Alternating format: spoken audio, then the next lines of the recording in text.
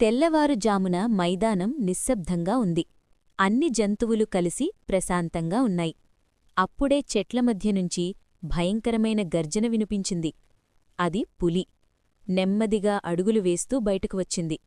అన్ని జంతువులు ఒక్కసారిగా స్తబ్దంగా నిలిచిపోయాయి. పులి ఒక్కసారిగా జింకపై దాడి చేసింది. జింక తప్పించుకొని పరుగెత్తింది. కాని పులి పంజా తగిలి జింకకు గాయమైంది.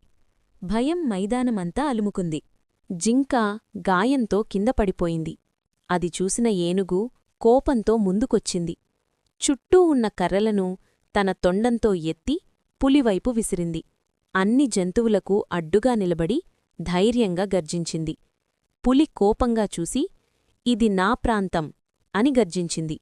అందుకు ఏనుగు, "మేము ఆహారం కోసం వచ్చాము, యుద్ధానికి కాదు" అని చెప్పింది. పులి కొద్దిసేపు నిలబడి అక్కడినుంచి వెనక్కి వెళ్ళిపోయింది. అన్ని జంతువులు జింక దగ్గరకు చేరాయి. చింపాంజీ గాయాన్ని పరిశీలించింది. గ్రద్దను పిలిచి ఆకుపసరు తెప్పించింది. ఆ పసరును జింక గాయంపై రాసి కట్టుకట్టారు. చింపాంజీ, "కొన్ని రోజులు విశ్రాంతి తీసుకుంటే జింక తప్పకుండా కోలుకుంటుంది" అని చెప్పింది. అన్ని జంతువులకు కొంత ఊరట కలిగింది. తరువాతి రోజులలో కోతి, కుందేలు రోజూ పండ్లు తీసుకొచ్చి జింకకు తినిపించాయి.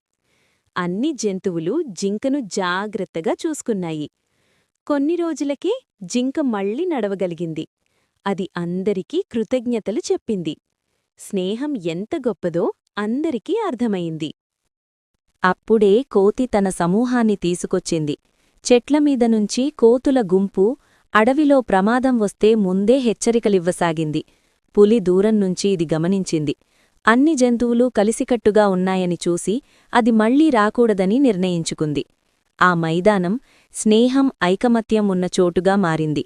అందరూ సంతోషంగా జీవించసాగారు.